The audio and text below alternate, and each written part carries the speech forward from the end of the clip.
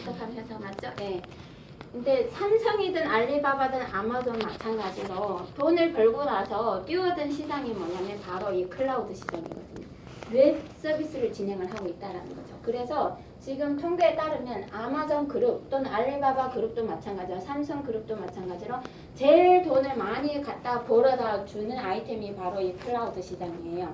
이제 얘네들이 엄청난 돈을 벌어다 준다라고 알려주고 있죠. 그런데 문제는 이렇게 대기업들이 웹 서비스를 진행을 하고 있지만 어떤 일들이 발생하는지 하나하나 살펴보겠습니다. 2018년 8월 텐센트 클라우드가 고장이 났어요. 고장이 나서 이 기업이 4년 동안 연구한 모든 데이터 자료들이 한순간에 다 날아난 거예요. 그럼 이 기업이 어떻게 됐을 것 같아요? 당연히 문을 닫게 되겠죠. 그래서 20억 손해배상을 요청을 했는데 이 텐센트에서는 1,000만 원밖에 배상을 못 해줬어요. 그러면 자 여기에서 질문. 그러면 이 기업이 왜 텐센트 클라우드를 선택을 했을까요? 왜 이 텐센트를 선택을 해서 데이터를 저장을 했을까요?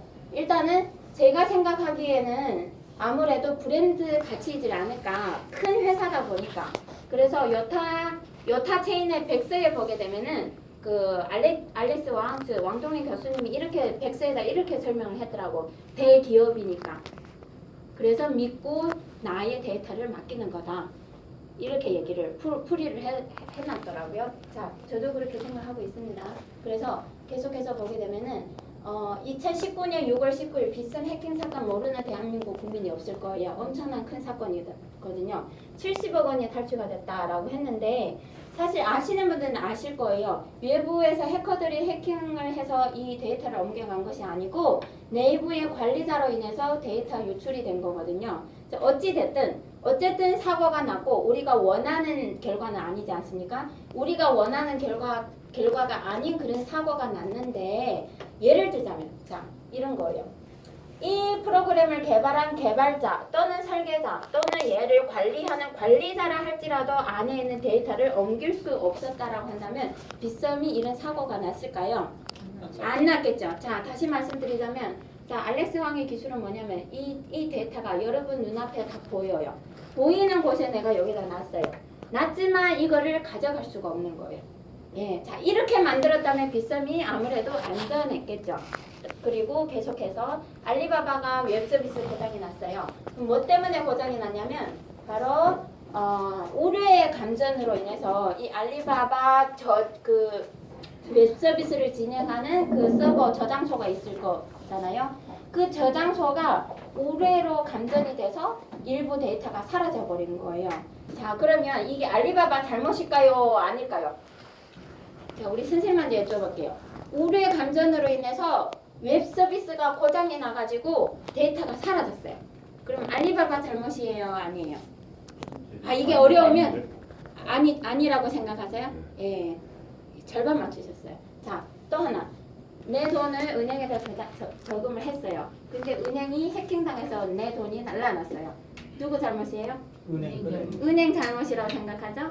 은행에서 이 결과가 있어요. 은행 잘못이 아니래요. 자, 이런 사고들이 난다라는 거죠. 그죠? 그러면 왜 제가 알리바바 잘못이 절반 또 아닌 게 절반이라고 말씀을 드렸냐면 천재지변이 일어난 거 알리바바 잘못이 아니에요. 왜냐하면 사람의 힘으로 해결할 수 없습니다. 그죠? 전쟁이 나서 그 저장소가 폭탄이 떨어져서 날아날 수도 있고요. 홍수가 와서 그 저장소를 쓸어내릴 수도 있고요. 그죠? 예, 사건 사고들이 엄청 많이 난다라는 거죠. 그래서 이런 사건 사고들이 알리바바 잘못은 아니에요. 하지만 알리바바 잘못은 뭐냐면 데이터를 어떤 사고가 난다 할지라도 그 데이터를 안전하게 복구하고 또 저장하고 사고가 났다 할지라도 30초 만에 바로 얘가 재생복구가 된다. 그런 기술로 만들어졌다면 어떻게 됐을까요? 안전했겠죠. 자, 그래서 제 생각에는 절반은 잘못이고요. 또 절반은 아니다. 이렇게 설명을 드리는 겁니다. 그래서 저희 지금 현재 제가 설명드리고자 하는 기술은 뭐냐면 천재지변이 일어나도 데이터를 안전하게 저장할 수 있다라는 그런 부분이 있기 때문에 제가 비교 설명을 해드리는 겁니다. 자, 계속해서 얘는 제가 번역을 배달의 민족이다 라고 번역을 했지만 그 업체 이름이 배달의 민족은 아니에요. 제가 그냥 이렇게 우리나라 말로 알아듣기 쉽게 이제 풀이해서 설명을 드리는 부분이에요. 이제 배달의 민족이라는 업체가 있는데 A 업체가 있고 B 업체가 있어요. 얘네 둘 합치면 전체 배달 시장의 99%를 차지를 합니다. 자, 나머지 1%는 3위부터 15위가 차지하고 있다라고 보시면 돼요. 엄청난 기업인 거죠. 근데 어떤 일이 있었냐면 이 A 업체가 매일 주문 수량이 2,500만 건을 초과한다라고 합니다. 자, 우리 앞에 앉으신 이제 이쁜 우리 아가씨한테 여쭤볼게요. 이 업체가 우리 아가씨가 식당을 했는데 하루 주문 수량이 2,500만 건이 넘네요. 그럼 그 식당이 어떻게 될 것 같아요?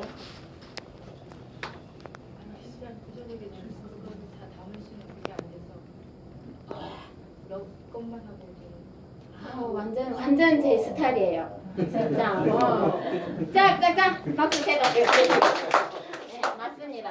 부자 되기 전에 이 시스템이 안 돌아간다라는 거죠. 맞죠? 예. 지금까지 이거 정확하게 답해주신 분은 우리 앞에 앉은 이쁜 아가씨밖에 없습니다. 그래서 박수를 드리는 거예요. 자, 그래서 결과는 바로 데이터의 과대 생산으로 인해서 서버가 마비가 됐다라는 거죠.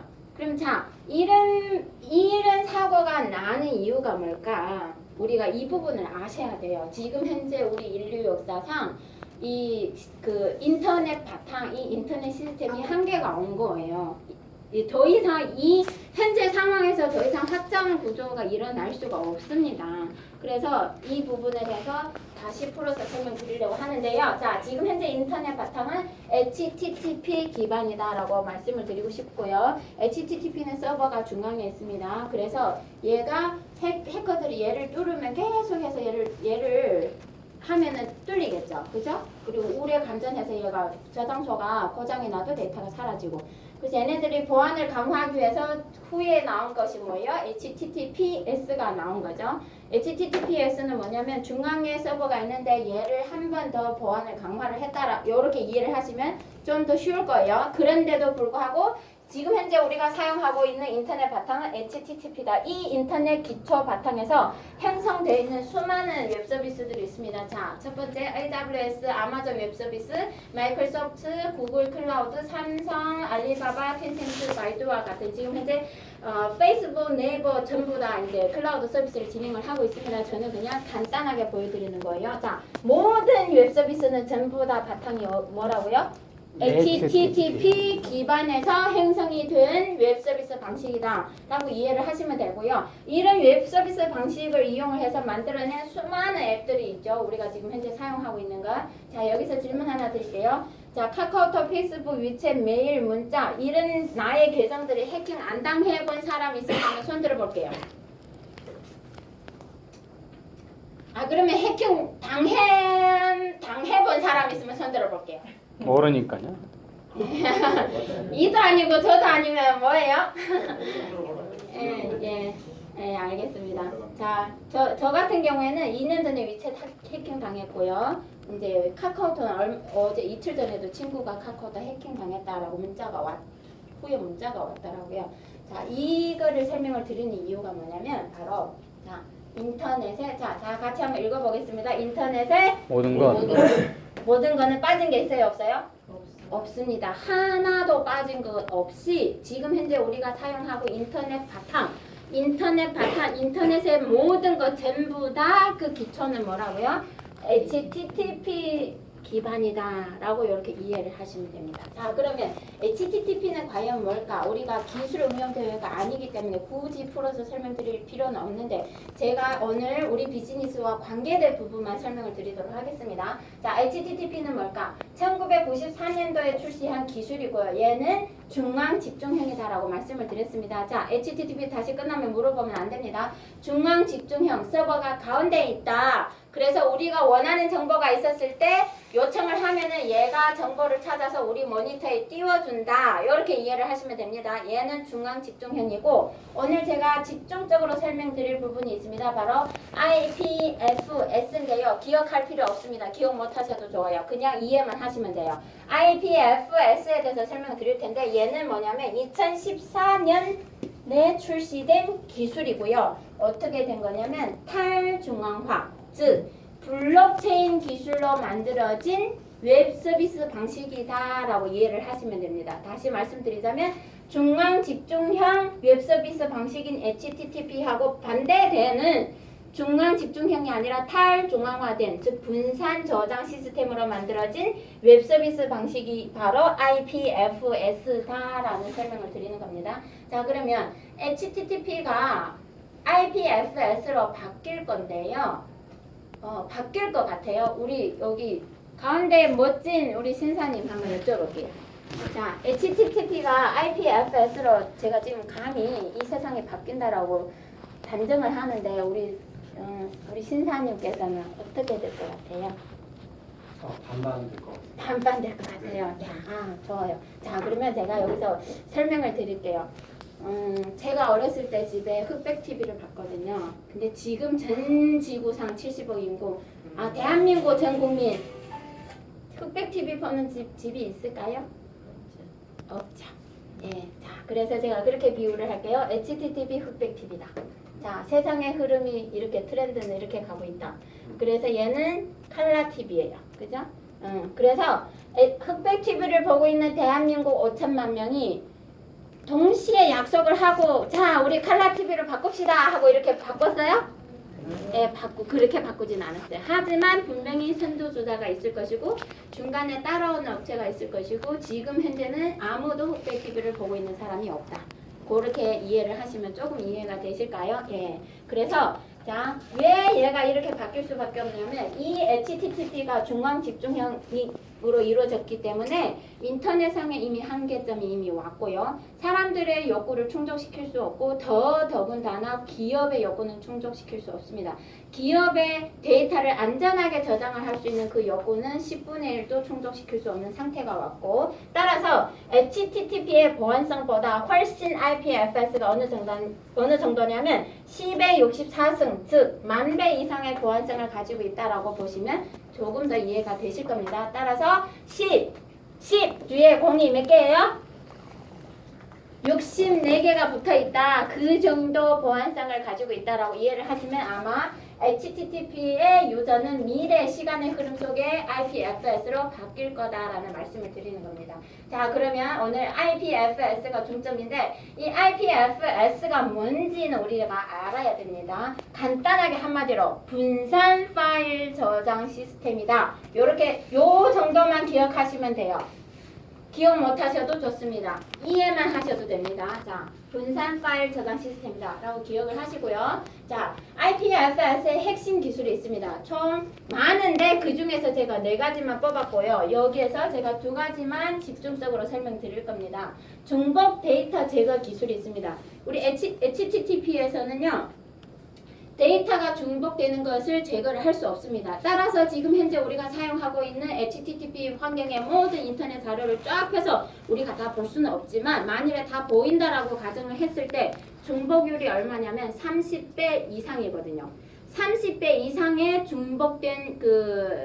중복되어 있는데 IPFS는 그 중복된 데이터를 제거를 해버린다라는 거죠. 다시 설명드리자면 강남스타일이 30억 뷰 나왔어요. 그러면 30억 뷰 나오기 위해서는 30억 번 클릭을 했다라는 거죠. 30억 번 클릭됐다라는 거는 30억 번 저장이 되는 것이고 따라서 동일하게 30억 번 저장될 만한 공간을 얘가 차지하고 있다라는 말씀이에요. 그러면 여기 IPFS에서는 중복된 데이터 제거 기술로 인해서 30억 번 클릭을 했다 할지라도 30억 번 저장할 만한 그 공간이 필요한 것이 아니라 딱 그 데이터 양만큼만 필요합니다. 그래서 이게 지금 IPFS의 핵심 기술 중에 하나고요. 분산 파일로 저장이 되는 것이고 P2P 통신. 자, P2P 통신은 뭐냐면 내가 원하는 정보 데이터를 저장을 하려고 해요. 여기 HTTP는 서버가 가운데 있죠. 이쪽에 와서 저장이 되는 거예요. 그죠? 그리고 내가 원할 때는 얘를 뽑아서 이렇게 보는 거예요. 따라서 굉장히 무겁다라는 거죠. 근데 P2P 통신은 뭐냐면 내가 원하는 정보가 있어도 나와 제일 가까운 컴퓨터에서 그 정보를 주기 때문에 굉장히 속도가 빠르다라고 이해를 하시면 됩니다. 그리고 데이터 영원한 보존 HTTP 얘가 지금 HTTP 환경이에요. HTTP 환경에서는 데이터가 영원히 보존이 안 됩니다. 지금 현재 데이터 최장 보관 기간이 100일이라고 하는데요. 제가 메일도 그렇고 카카오톡도 그렇고 100일 안 갑니다. 100일이면 3개월이잖아요. 2주 전에 보낸 사진을 다시 클릭을 하려고 보니까 이미 사라졌어요. 없어요. 없습니다. 카톡에서. 그렇죠. 다시 보내려고 걔를 다운받아놔야지. 다운받으면 휴대폰에 저장 공간 또 차지하죠. 우리는 웬만한 거는 다운을 안 받아요. 온라인 속에서 왔다 갔다 하면 나의 저장 공간을 안 차지하기 때문에. 그죠? 근데 저장을 안 하니까 어떤 사고들이 나냐면 그게 사라져 버린다는 거죠. 그게 HTTP 환경이에요. 자, 근데 IPFS 환경에서는 저장한 것이 한계가 없습니다. 그리고 영원히 사라지지 않습니다. 자, 저장의 한계를 얘네들이 어떻게 했을까요? 바로 이만큼 큰 파일이 있다면 얘를 100조각을 나눠서 100개의 컴퓨터에 저장을 한다. 그러면 파일이 더 크면 10,000개로 쪼개서 10,000개의 컴퓨터에 저장을 한다. 이렇게 이해를 하시면 되고요. 파일이 더 크네요. 자, 영상. 지금 카톡에서 영상 10분 이상 영상 건너가요? 내가 선생님한테 영상 보내주고 싶어요. 1시간짜리 건너가요? 안 건너가요. 안 가? 자, 근데 IPFS 상황에서는 그 영상을 만조각으로 쪼개서 저장할 때 10,000개 컴퓨터에 저장을 한다. 이렇게 얘기를 하면 좀 이해하기 쉽죠? 예. 불러올 때도 마찬가지로 걔가 동시에 고유의 주소를 입력을 했을 때 걔가 동시에 불러오기 때문에 속도도 굉장히 빠르다라는 거죠. 자, 그래서 이만큼의 크기로 만들어서 블록으로 저장을 한다. 따라서 IPFS 환경에서는 저장의 한계가 없다라는 부분입니다. 이렇게 IPFS가 지금 현재 기술이 대단합니다. 그래서 IPFS의 기술을 응용하는 데 볼게요. 이미 독일 우주센터에서 사용을 하고 IPFS 기술을 응용을 하고 있고요. EOS 그리고 이더리움 디지털 통화도 마찬가지로 이 스토리지를 사용하고 있고요. 캐나다 정부 또 미국 나사 전부 다 IPFS 기반의 문서를 저장을 하고 있다. 이 기술을 응용을 하고 있다라는 부분을 설명드리는 겁니다. 자, 우리 앞에 선생님한테 여쭤볼게요. 그러면 지금까지 제가 목 아프게 IPFS에 대해서 설명을 드렸는데 IPFS의 미래는 어떻게 될 것 같아요? 희망적입니다. 자, 우리 아까 뒤에 신사님한테 여쭤볼게요. IPFS는 어떻게 될 것 같아요? 우리 아가씨한테 여쭤볼게요. 어떻게 될 것 같아요? 네. 오늘에는 그냥 희망적인 단어로 한번 통일해 봅시다. IPFS의 미래는 희망적입니다. 자, 그래서 여기에서 제가 다시 한번 정리해 드리도록 하겠습니다. 지금 현재 인터넷 바탕이 뭐죠? HTTP 맞죠? 이거예요. 이 인터넷 바탕인데 얘가 중앙 집중형 웹 서비스 방식이다 보니까 불안전해요. 그죠? 많은 사건 사고들이 납니다. 그래서 IPFS의 기술이 2014년도 출시가 됐고요. 지금 보니까 많은 기업체들이 IPFS의 문서를 이 기반으로 응용을 하고 있다는 거죠. 문서를 저장을 한다라는 거죠. 자, 많은 기업들이 지금 여기에 온다라는 거죠. 여기에서 일로 넘어온 거죠. 넘어왔어요. 그러면 IPFS 회사 입장에서는 많은 기업들이 들어오게 되면 얘네들이 뭐가 필요할 것 같아요? 창고. 네, 맞습니다. 뭐가 필요하냐면 저장 공간이 필요합니다. 그죠? 그러면 자, 우리 앞에 선생님 IPFS 기술을 개발한 대표님이세요. 그래서 지금 많은 업체들이 여기 줄 서 있네요. 그죠? 그래서 나는 이 데이터를 저장을 해야 되기 때문에 저장 공간이 필요합니다. 그죠? 이 저장 공간을 어떻게 해결할 거예요? 만들어야지 뭐. 어떻게 만드실 거예요? 공간에다가. 정관에다 만들면 될까요? 자, 다시 한번. 지금 현재 인터넷 바탕이 HTTP 맞죠? HTTP 유저들은 몇 명이에요? 헤아릴 수 있어요? 없습니다. 자, 제가 못 그리는 그림이지만 얘 지구라고 잘 이쁘게 봐주세요. 자, 전체 지구 네트워크가 지금 형성이 되어 있죠. 맞죠? 네, 70억 인구라는 거죠. 지금 이 70억 인구가 HTTP를 사용하고 있고 현재 아직까지도 사용하고 있다라는 거죠. 그런데 이것이 이 흑백 TV가 칼라 TV로 분명히 이동한다라고 했죠. 그럼 칼라 TV 얼마만큼 만들어야 되겠어요? 이만큼 수용할 수 있는 저장 공간을 만들어야 되겠죠. 맞습니까? 이론적으로. 일단 우리 그렇죠. 현재는 이론적으로라도 일단 이해를 하셔야 돼요.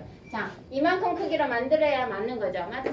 그래서 이 저장 공간을 만들어야 되는데, 자, 이런 저장 공간을 이만큼 크기의 저장 공간을 만들어야 되는데 삼성이 해낼 수 있겠어요? 아마존이 해낼 수 있겠어요? 알리바바 해낼 수 있겠어요? 자, 그럼 얘네 손 잡아서 같이 해낼 수가 있겠어요? 없습니다. 그죠?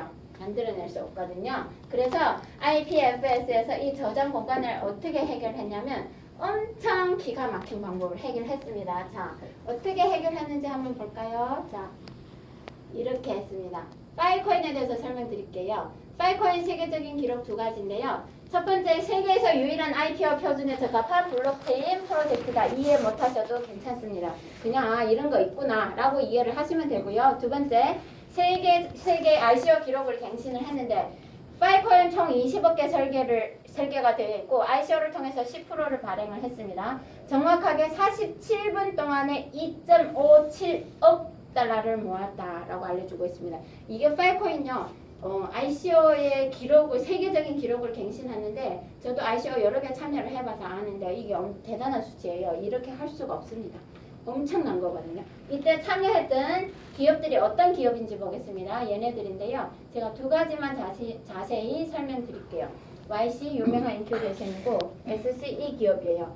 중국말로는 홍산즈번이라는 회사인데 이 회사가 전 세계 최초의 투자 기업이고 현존하는 가장 오래된 투자 기업이면서 지금까지 50몇 년의 역사를 가지고 있고요. 구글, 애플에 투자를 했고 중국에는 알리바바, 京东 그리고 지금 현재 중국에 존재하고 있는 유니콘 기업에 전부 다 투자를 했다라고 이해를 하시면 되고요. 그래서 다시 한번 정리해드리겠습니다. 파일코인 10%는 ICO 투자를 통해서 발행을 하게 되고요. 6, 12, 36개월을 거쳐서 서서히 발행한다라고 했습니다. 자, 5%는 파일코인 재단에 남긴다라고 했고 6년간에 거쳐서 발행한다라고 했고요. 15%는 파일코인 운영진들에게 6년간에 거쳐서 서서히 발행한다라고 했습니다. 자, 지금 몇 프로 나간 거죠?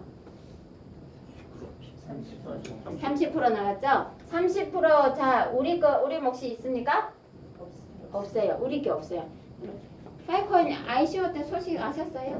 아니요, 못 들었어요.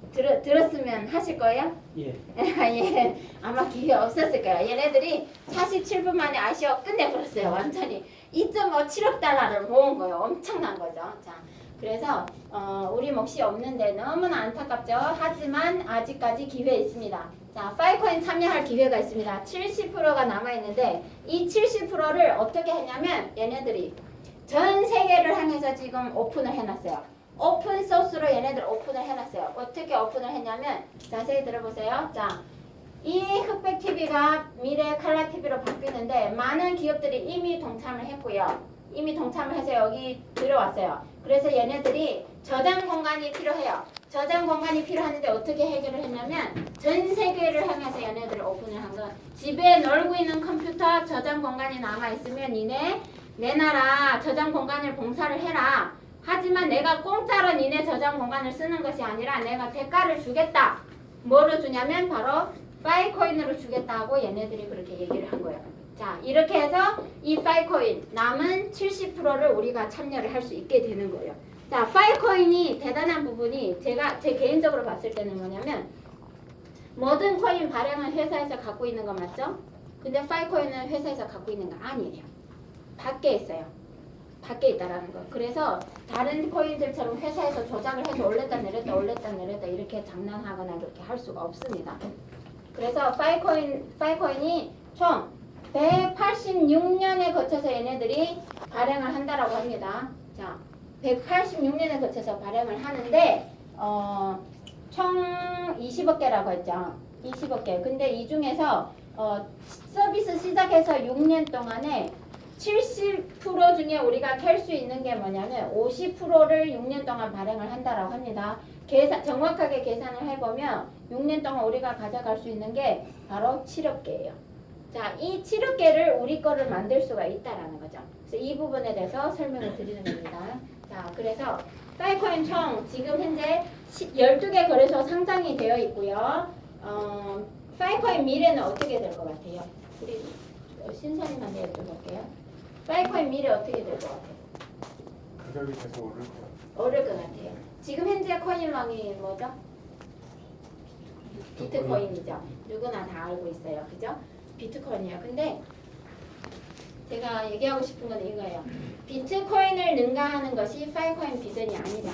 그러면 왜 비트코인을 능가하는 것이 파일코인 비전이 아니냐면 파일코인 처음에 얘가 태어날 때부터 비트코인을 따라잡거나 비트코인을 비교하고 비트코인을 능가하려고 얘가 태어난 거 아니거든요.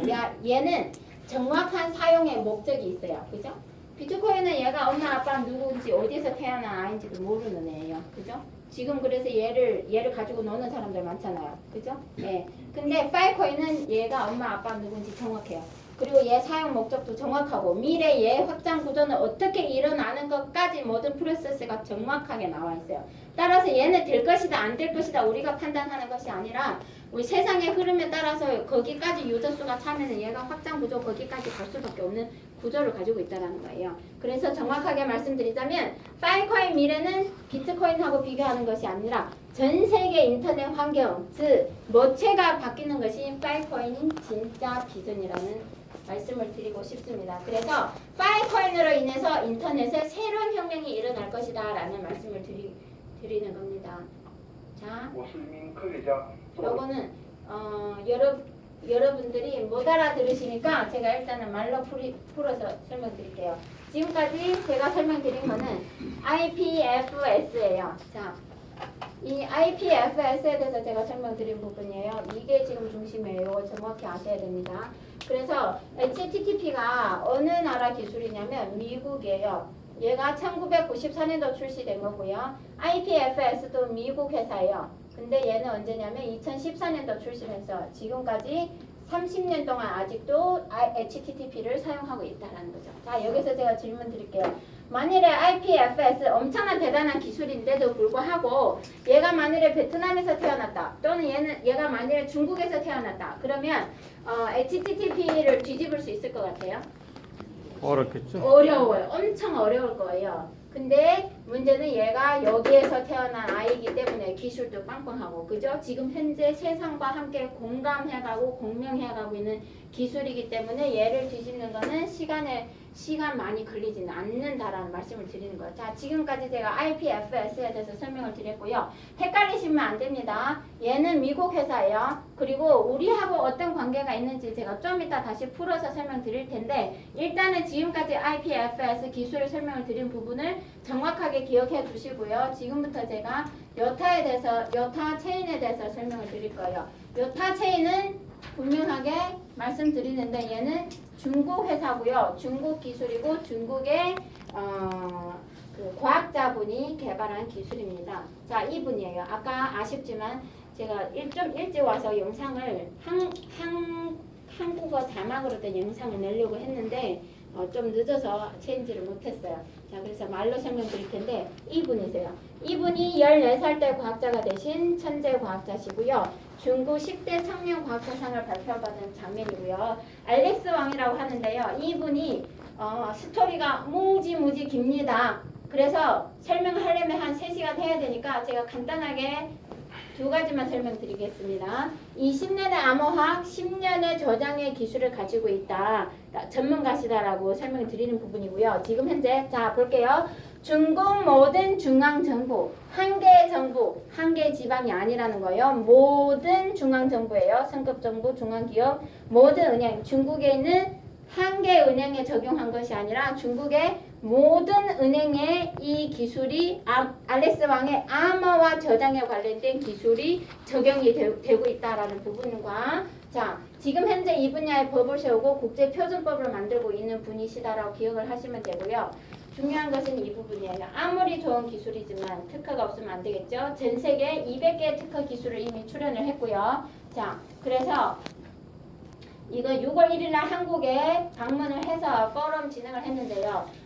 여타 체인의 200개 특허 기술 가운데에 제가 오늘 중점적으로 다룰 부분은 이 2가지예요. 많이 기억하실 필요 없습니다. 2가지만 제대로 정확하게 기억하시면 되거든요. 첫 번째는 영지식 암호화. 자, 첫 번째 영지식 암호화. 그리고 2번째는 중복 데이터 제거 기술. 이거 어디서 들어본 단어죠? 어디에서 들어봤어요? 네.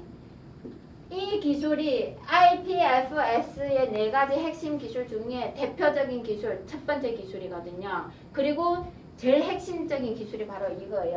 근데 제가 이거 여타 체인의 알렉스 왕이 첫 번째 영지식 암호화와 두 번째 중복 데이터 제거 기술을 제가 설명드리는 이유가 뭐냐면 IPFS는 인터넷의 새로운 혁명이에요. 정말 대단한 기술이거든요. 근데 IPFS에서 무엇을 가지고 얘가 세상을 뒤집으려고 하냐면 이 HTTP 세상을 뒤집으려고 하냐면 바로 중복 데이터 제거 기술을 가지고 분산 파일 저장 시스템을 가지고 이 HTTP를 뒤집는 거예요. 그죠? 그런데 얘네들이 분산으로 저장을 하기 때문에 암호가 안 되는 거예요. 예, 이거는 상식이에요. 그래서 제가 여기서 설명드릴 부분은 영지식 암호화는 물, 중복 데이터 제거 기술은 기름 이렇게 설명드려요. 자, 물하고 기름이 섞여요, 안 섞여요? 안 섞여요. 절대로 안 섞이죠. 그죠? 그래서 업계에서는 다 알고 있어요. 얘네들은 절대로 동시에 진행할 수 없다.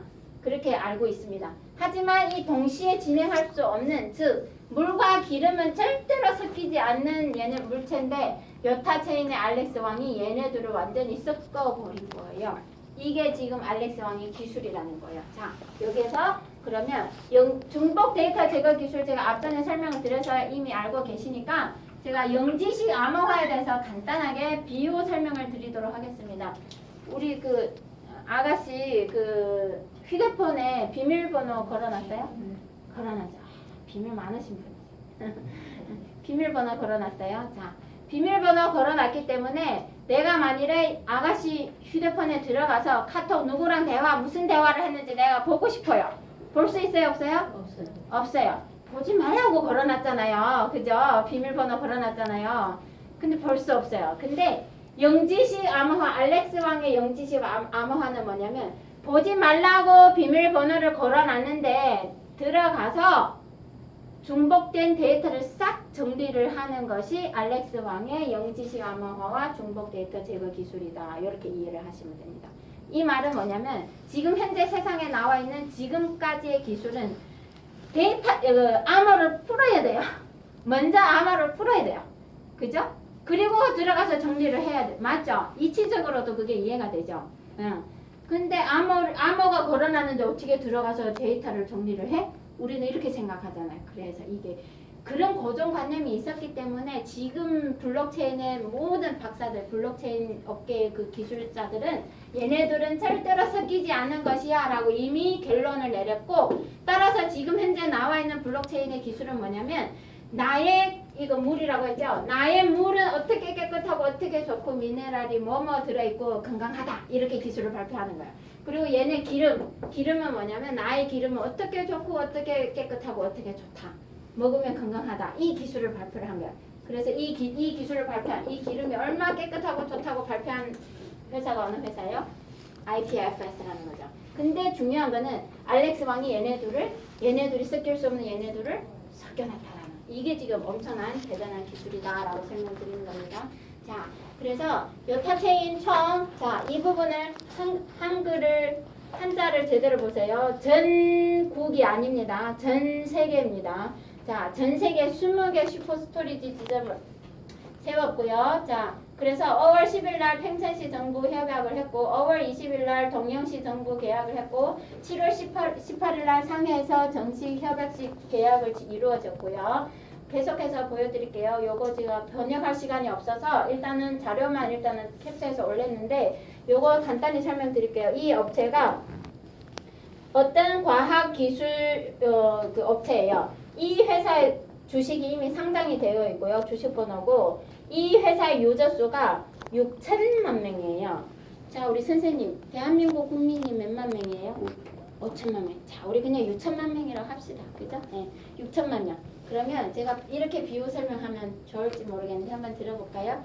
대한민국의 남녀노소 다 포함한 대한민국 전체 국민이 사용하고 있는 모든 생산되는 모든 데이터를 전부 다 여기에다가 이동을 했고 여기에다 저장을 했다 라고 설명을 하면 이해가 되실까요?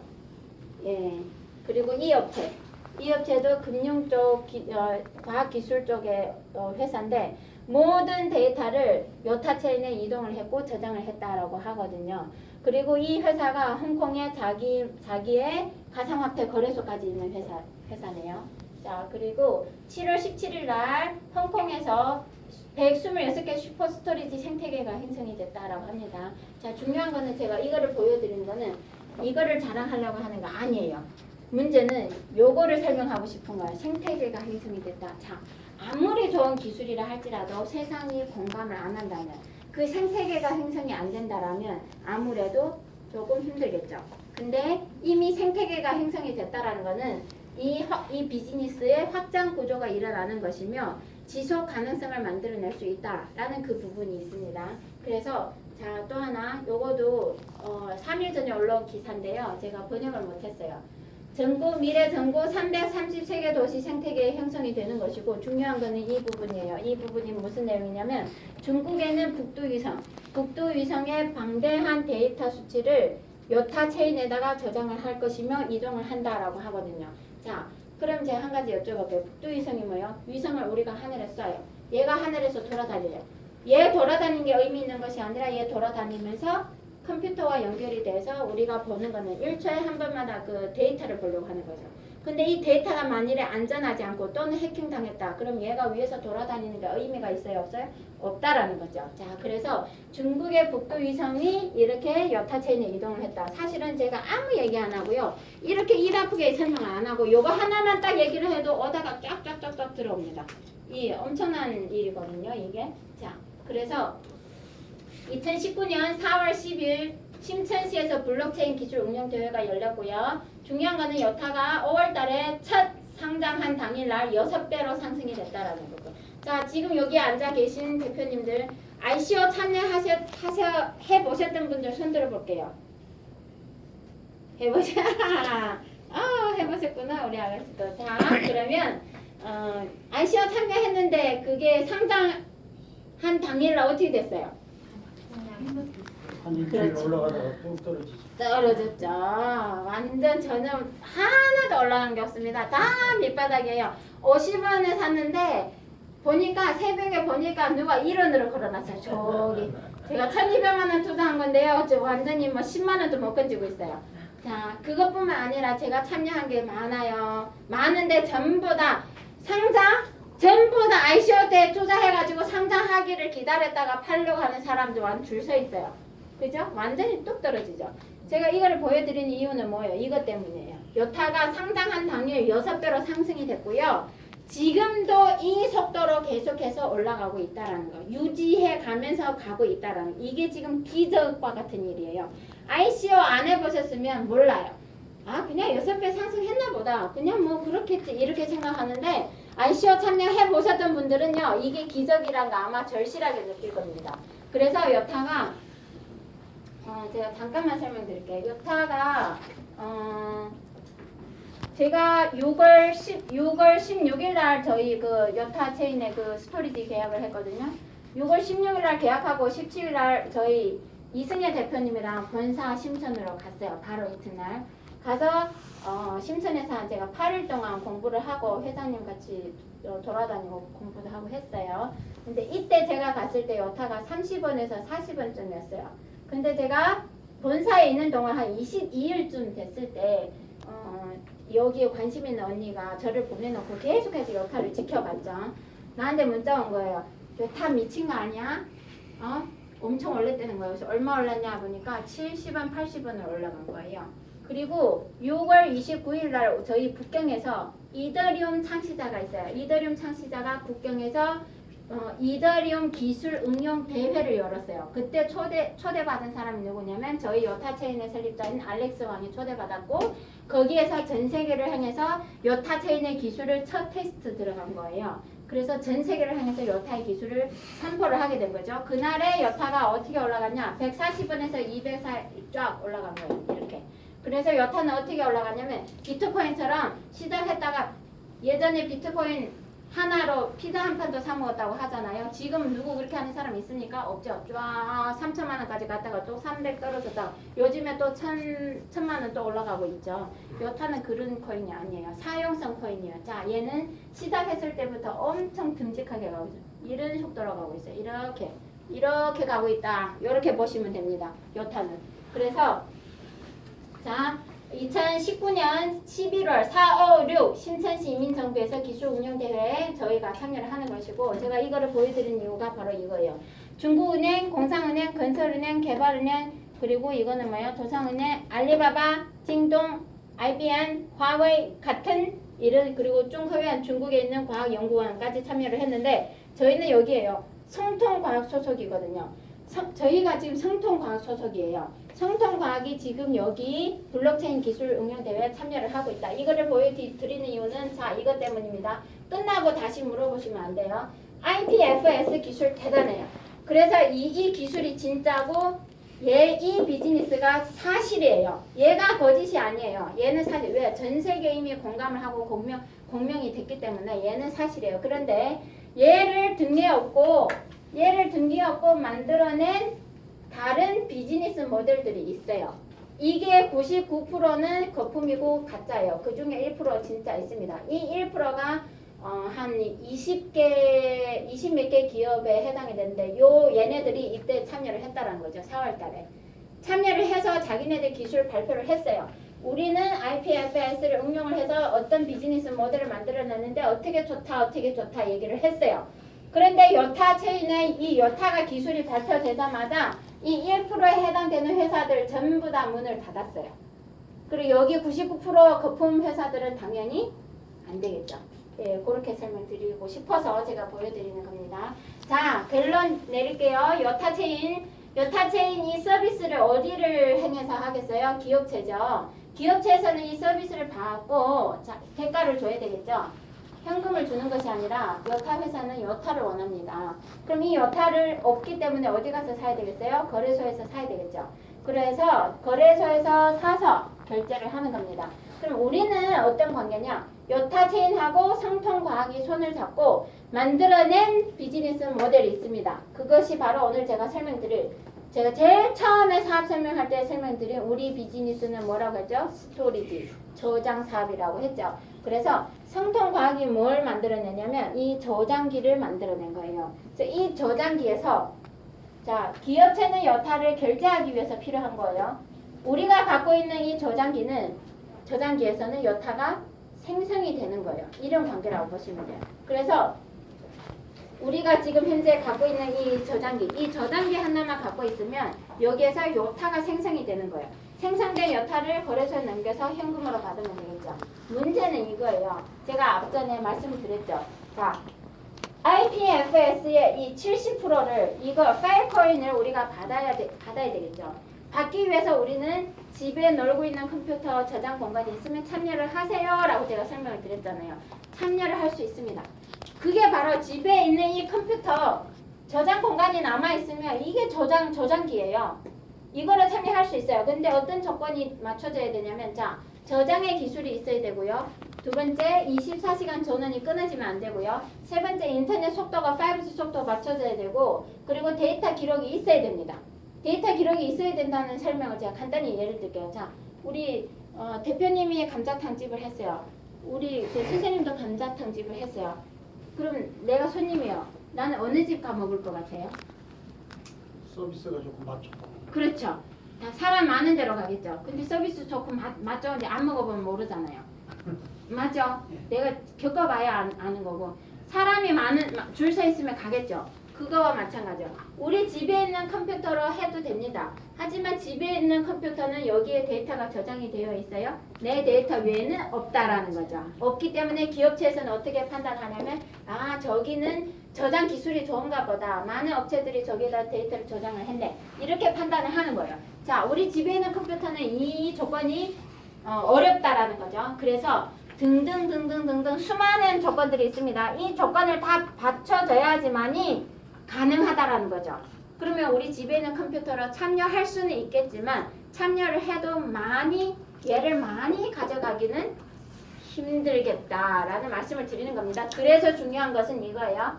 저장의 전문 컴퓨터가 필요한 겁니다. 자, 우주 세계를 관찰하는 전문 만원경과 역할을 하는 컴퓨터가 있을 것이고, 그죠? 저희 컴퓨터는 저장의 전문 컴퓨터다라고 이해를 하시면 됩니다. 그래서 여타 체인하고 성통과학이 손을 잡아서 만들어낸 저장의 전문 컴퓨터가 바로 우리의 스토리지다. 이렇게 이해를 하시면 됩니다.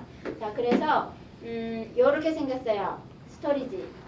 중요한 것은 이 컴퓨터가 핵심 기술이 경쟁력이거든요. 우리가 볼게요. CPU가 2개예요. CPU가 2개인 원인이 있습니다.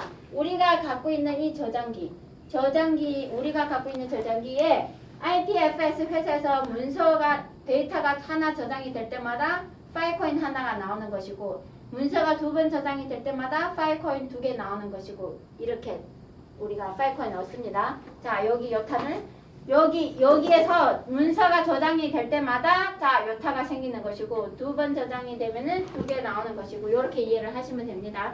따라서 저희 저장기는 CPU가 2개다. 그리고 얘네들이 하나하나씩 작동하는 것이 아니라 동시에 작동을 한다라고 이해를 하시면 됩니다. 이런 기술은 지금 현재까지 저희가 세계 최초이고 유일합니다. 자, 요거를 일단 기억해 두시고요. 그래서 이 안에 돌아가는 저장의 기술에 관련된 프로그램은 여타 체인의 설립자인 알렉스 왕이 개발한 기술이고요. 자, 두 번째는 눈에 보이는 이 하드들, 얘네들은 화웨이에서 만들어낸 거예요.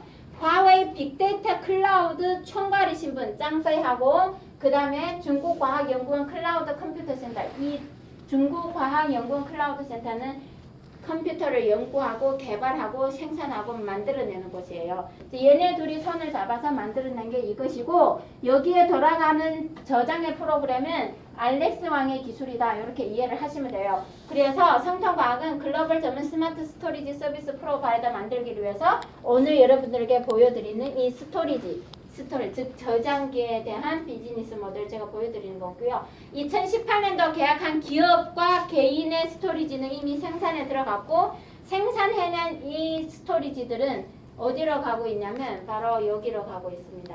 그래서 여기 정관에 있는 저장소인데요. 만들어낸 이미 계약된 스토리지들은 여기에 순서대로 이미 들어가고 있고, 첫 서비스가 저희가 9월 4일입니다.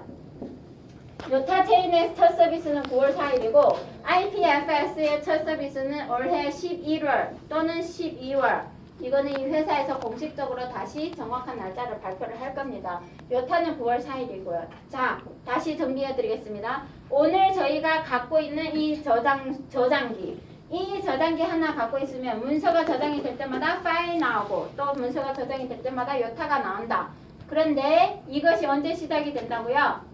9월 4일 날부터 시작이 된다라고 알려드리는 겁니다. 다시 말씀드리자면 9월 4일부터 얘네들이 나와서 얘가 바로 현금으로 이어진다라는 말씀을 드리는 거예요.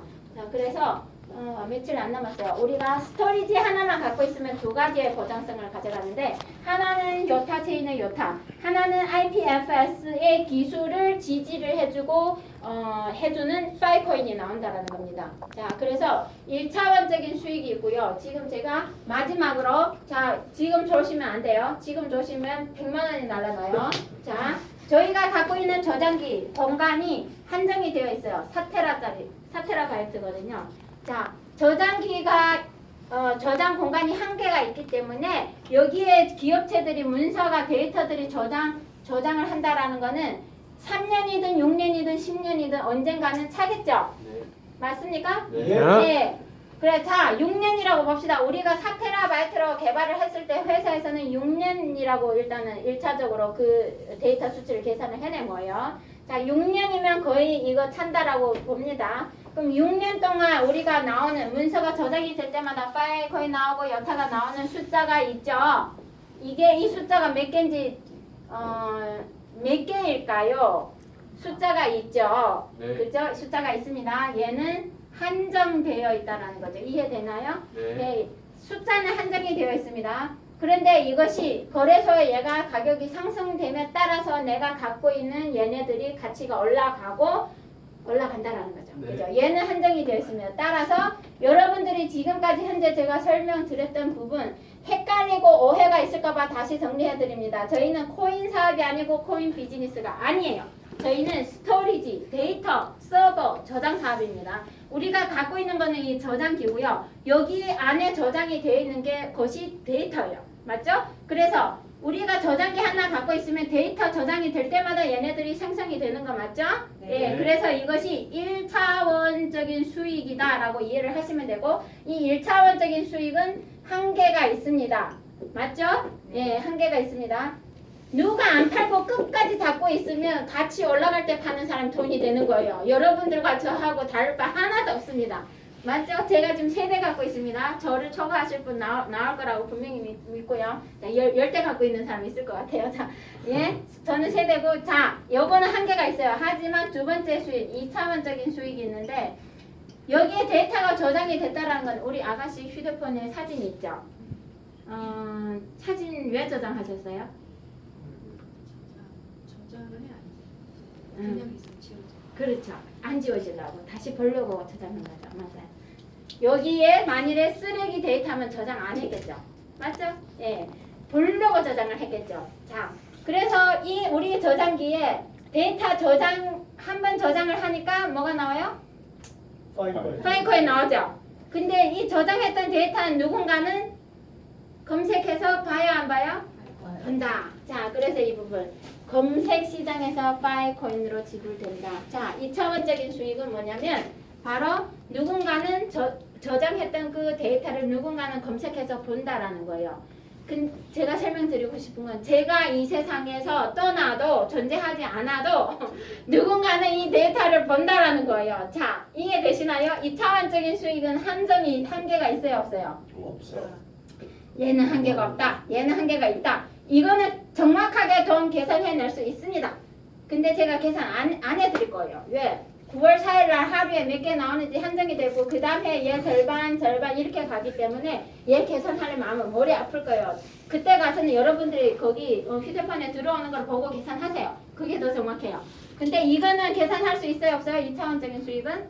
없습니다. 이해되시나요? 자, 이게 바로 우리의 저장 사업. 우리가 갖고 있는 스토리지. 미래 우리에게 확장해 갈 수 있는 그 구조. 어디까지인지 제가 오늘 여기까지만 일단은 보여드리는 것이고요. 지금 우리가 해야 될 거는 바로 뭐냐면 요거 동떨어진 내용인데 제가 보여드리고 싶어서 일단 넣었어요. 8월 21일 날 이분들이 누구냐면 이거예요.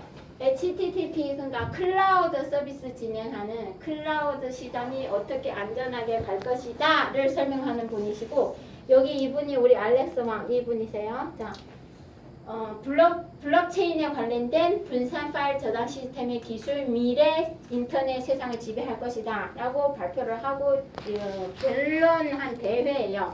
개발자 대회예요. 자, 중국어 아시는 분들 아실까요? 2019년 전 세계 개발자 대회예요.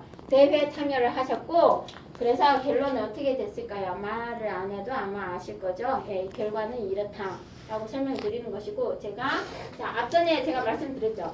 아마존이 우리나라 돈으로 840조 시장의 웹 서비스를 진행을 하고 있습니다. 전 세계 40%의 웹 서비스 시장을 차지하고 있는데요. 알렉스 왕이 어떻게 설명했는지 볼게요. 여타의 전략에서 제가 설명드리려고 합니다. 거래소 상장부터 전략적으로 갔고요. 정부 기업 조인, 유저 유입도 4차 프로모션을 거쳐서 유저 유입을 해서 중국의 4번째 코인의 유저 수를 이미 능가를 한다라고 일단은 그런 프로모션을 걸고 진행을 하고 있습니다.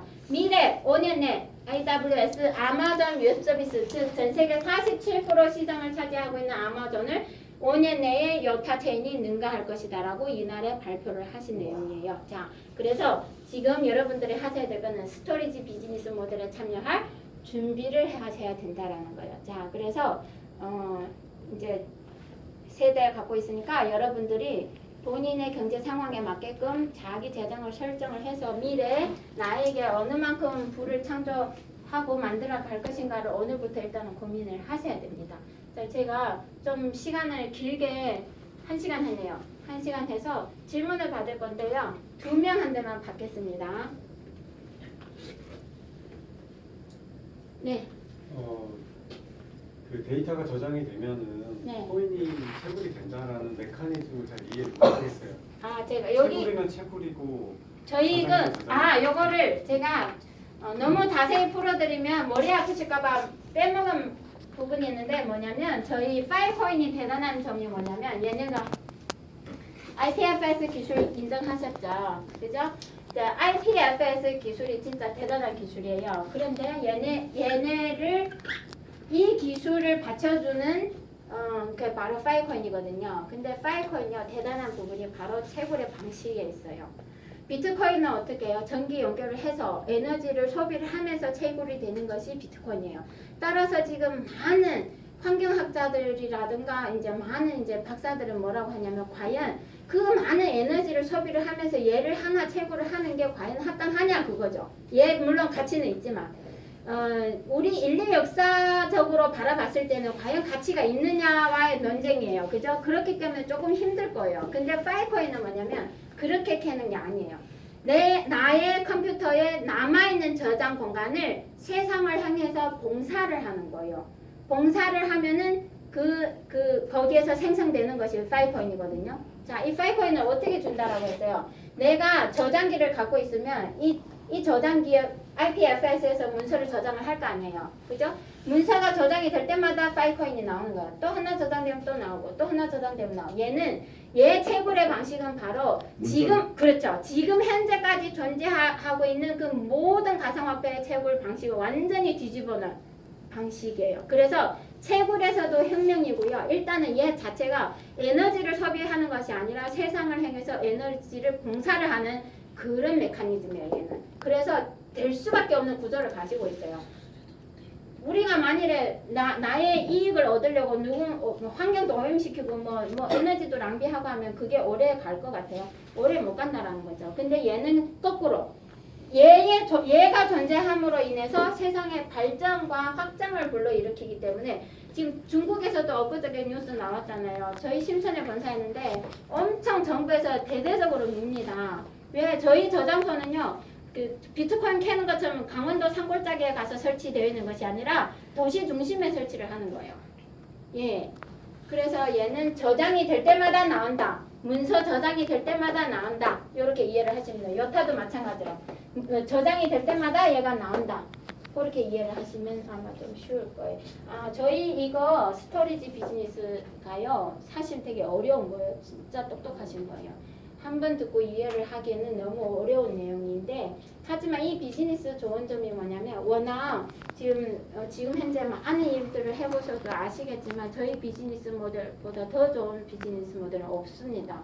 그리고 이만큼 확실한 것도 없고 그죠? 예, 정말 너무 좋은 사업을 만난 건데 중요한 거는 한 2주는 공부하셔야 돼요. 하셔야지 얘는 표면적으로 보면 코인이네, 채굴이네, 그냥 채굴하는 거네 이렇게 들린다는 거죠.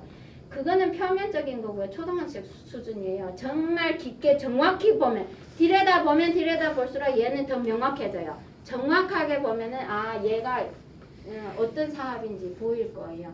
미래의 확장 구조가 엄청나게 일어난다라는 거죠. 그래서 조금 더 공부를 하셔야 돼요. 그 요타 체인과 성통과학의 정확한 그 관계 같은 게 어떻게 되는지 좀 알 수 있어요? 네. 그 부분 잠깐 설명드릴게요. 우리 요타 체인하고요. 성통과학의 그 설립자가 류주민 회장님이세요. 이 회장님이 일단은 2009년도에 비트코인 많은 사람들이 모르고 있었을 때 비트코인 하나로 피자 한 판 사 먹은 그 시대에 이분이 비트코인의 세상이 분명히 올 것이다라고 생각하고 한국 돈으로요. 중국 돈으로 60만 원인데 한국 돈으로 얘가 1억이에요. 1억을 투자를 했고 2013년에 가서 이분이 갖고 있는 비트코인이 6만 7천 개 정도, 즉 한 7만 개 좀 안 돼요. 7만 개 좀 안 되게 갖고 있었던 분이시거든요. 그래서 이 류주민 회장이 중국에서도 비트코인 보게 되면 한 상위 손가락 안에 들어요. 한 3위 정도 가세요. 이분이. 예. 그래서 이분이 이거를 비트코인을 준비를 하고 있었는데 IPFS가 2014년도 기술을 발표를 했고 파일코인은 언제 발표를 했냐면 2017년도 8월 10일 날에 발표를 했어요. 이 파일코인이. 파일코인 발표되는 이 기술을 듣고 류주민 회장이 파일코인 세상이 분명히 온다. 그때부터 준비를 한 거예요. 그래서 파일코인 준비를 하고 있었어요. 이거를 딱 저장기를 준비를 하려고 한 거죠. 시작하려고 했는데 누구를 만났냐면 여타체인의 알렉스 왕을 만난 거예요. 그래서 알렉스 왕의 기술을 들어보니까 어때요? 엄청난 거죠. 예? 이것보다 더 나은 거죠. 그래서 류즈미 회장이 여타체인의 알렉스 왕하고 돈을 두고 여기 가서 여기에다 투자를 했고요. 류즈밍이 여타체인의 1대 주주이자 최대 주주세요. 그런 관계라고 보시면 돼요. 얘네들. 그래서 둘이 손잡고 만들어낸 게 뭐예요? 우리 저장기예요. 그죠? 그래서 우리 저장기 지금 현재 모든 전 세계 그 어떤 기술도 전부 다 얘만 켤 수가 있어요. 얘만 저장이 돼요. 얘를 저장해서 얘가 나오는 거잖아요. 그런데 류즈미 회장이 알렉스 왕 만나서 뭐냐면 네가 만들어라. 2개 동시에 나오게 해서 나온 게 저희 이 저장기예요. 그래서 이 비즈니스 모델이 세계 유일하고요. 최초이자 유일한 겁니다. 예, 그렇게 이해를 하시면 돼요. 수명을 몇 년 봅니까? 저희는 6년 보고 있어요. 6년 내에 헐 가더라도 기계이기 때문에 문제 생길 수가 있습니다. 하지만 회사에서는 여기에서 체불되거나 나오는 코인 내에서 이제 차감을 하는 것이지 우리가 수리 비용 별도로 현금으로 지불할 필요는 없습니다. 예. 이 저장기가 심천에 있다라는 거죠. 그렇죠. 아니요, 심천 말고요. 이렇게 되어 있어요. 중고 땅덩어리가 크잖아요. 그런데 중고 땅덩어리에 우리 대한민국 SK라고 설명을 드리자면 이렇게 생겨가지고 중국을 4등분을 나눠서 자 이렇게 얘를 세우는 거예요. 그런데 여기 심천은 여기 있고요. 저희 세운 거는 광동 옆에 동관이라는 도시가 있어요. 여기가 지금 얘네들 기점을 세워놨거든요. 충치 있는 데가? 아니에요. 내가 그림을 이렇게 그려서 그렇지 네 등분은 동관 옆에 아니 그러니까 홍콩 위. 광동 옆에 홍콩 예 홍콩 위에 홍콩 헐 위에지 심천이 홍콩 옆이고요. 하여튼 광동의 동관 쪽이에요. 여기다가 세웠다. 첫 번째 이거 1호 저장소고요. 제2호 저장소는 여기 북경 옆에 랑팡이라는 도시가 있어요. 여기 2호 저장소로 갈 예정이에요. 확정된 거는 이제 정확한 데이터를 봐야 알 수가 있거든요. 자 이렇게 했고, 그러니까 예 여기 있어요. 그리고 이 저장소 한 개당 우리 4TB 그 저장기가 몇 개 들어있냐면 2만 대 들어간 게 이제 한 개의 저장소다 이렇게 이해를 하시면 됩니다. 그래서 여러분들이 지금 빨리 준비하셔야 돼요. 9월 4일 날에 서비스 들어가는데 우리 스토리지가 채굴이 되나요? 우리 거요? 안 되잖아요. 그죠? 안 된다라는 이유가 뭐냐면 우리가 2018년도 계약한 사람들 아니잖아요. 그때 계약한 사람들 순번 따라 들어가고 있기 때문에 지금 빨리 하셔도 거기에 이제 우리가 대기해서 이제 들어가는 거예요. 그래서 빨리 하셔야 돼요. 자, 이제 저희 한 가지 보셨으니까 탭을 한 가지 여쭤보겠습니다. 가능한데 지금 우리가 이제 코인에 네, 여러 가지 뭐 참여도 해보고 해서 이제 인터넷상에 뭐 넣고 하는데 네, 결과 돈을 내가 뭐 100을 넣든 1억을 넣든 넣고 난 다음에는 네. 이것이 우리가 보지도 못하고 뭐 자기네끼리 그 위에 사람들끼리만 왔다 갔다 하다가 꽉 나가지고 없어지면 우리는 찾을 길도 없고 끝나버린단 말입니다. 네. 어디로 찾아갈 수도 없고 그냥 그걸로 네. 끝이에요. 알겠어요. 무슨 사람은 집어넣지도 못하고 뭐 네. 그러니까 지금 그런 차도 봤을 때 이건 어떻게 신뢰도를 예, 갈 수 자, 있느냐 제가 궁금해요. 자, 알겠습니다. 저희가 스토리지 한 개당 저희가 회사에서 자반한 PV가 있죠. 1,500 PV예요. 맞죠? 예, 이거거든요. 그러면 회사에서 저장기 가격이 500달러라고 봐요. 예, 500달러. 근데 실제로 저희가 계약을 해서 회사에서 이 저장기를 아까 중국과학연구원에 보내는 금액이 500달러 보내가지고 그 스토리지 하나 생산해낼 수 있을 것 같아요? 없다라는 거예요. 그냥 간단하게 설명드릴게요. 최소 800달러예요. 자, 그러면 800달러라고 봤을 때 우리 스토리지 하나 계약될 때마다 성통과학이 얼마 마이너스인지 아세요? 마이너스 300달러라고 보시면 됩니다. 그죠? 한 개 계약했을 때. 자, 그러면 100개 계약하면 마이너스 얼마예요? 이만큼이죠. 자, 우리 그러면 10,000개 예를 들어서 2만 개라고 합시다. 2만 개. 2만 개 계약을 했어요. 마이너스 얼마예요? 하나, 둘, 셋, 넷. 이만큼 마이너스 맞죠? 달러? 네. 마이너스예요. 계약되면 될수록 마이너스예요. 그러면 언제 돈을 버느냐? 아까 우리 사장님 말씀대로라고 한다면 뭐 돈 넣고 뭐 쫙쫙쫙쫙 다 했어. 그 다음에 걔네들 회사 문 꽉 닫아버리면 우리는 어디 가서 했느냐 그거잖아요. 그렇죠. 했어요. 청통과학이 지금 계속해서 마이너스예요. 우리가 그래서 빨리 스토리지 빨리 계약하라는 얘기예요. 회사에서 여기서 돈을 남기는 거 아니에요. 그냥 공짜로 준다고 보시면 돼요. 스토리지는 빨리 계약하셔야 돼요. 그래서 공짜로 준다라고 우리는 공짜로 받는 입장이지만 회사에서는 사실은 돈을 보태서 마이너스다. 일단은 그것도 진실인지는 이제 더 따져보면 알겠지만 이론적으로는 현재는 마이너스예요. 그죠? 이론적으로 마이너스예요. 그럼 언제부터 돈이 되느냐? 우리 9월 4일날부터 서비스 시작하죠. 서비스 시작하면 나의 스토리지 한 개당 이 2만 대 맞죠? 스토리지 한 개당 80 나오는 수익의 80%는 내 거고 20%는 누구 건지 아세요? 성통과학 거예요. 회사는 언제부터 돈이 되냐면 이때부터 서비스 시작이 돼야지 돈을 버는 거예요. 따라서 서비스 중단 시작하기 전에 문을 닫는다거나 서비스 진행 중에 문을 닫는다거나 그런 일은 없다라는 거예요. 예, 이해되셨죠? 그리고 저희 사업은 돈 넣고 돈을 굴리고 돈 넣고 돈을 굴리는 사업이 아니에요. 저장 사업이에요. 일단은 데이터를 받아야 되고 최종적으로는 여기 저장소에 쌓여 있는 데이터를 가지고 회사가 상장을 합니다. 이해되셨죠? 네. 최종 목적은 이거예요. 그래서 결단코 사장님이 생각하는 그 부분은 맞는 말씀인데 그런 일은 없을 거라는 거예요. 예, 왜냐면 목적 자체가 다르거든요. 예. 일단 저것만 9월 4일만 넘어가서 시작만 되면은 저희는 괜찮네. 서비스 시작해야지만 회사가 돈이 돼요. 어. 예, 그래서 서비스 시작을 해서 많이 우리 스토리지에 많이 벌게끔 회사는 이제 밀어줄 수밖에 없는 거죠. 지금 세계 가입자들 몇 명입니까? 지금 현재요? 저희는 알 수는 없어요. 하지만 제1호 저장소인이 시작되고 2만 대 찼다라고 보시면 되고 2호 저장소 준비되고 있어요. 네네. 수고 많으셨어요. 게 수고하셨습니다. 네.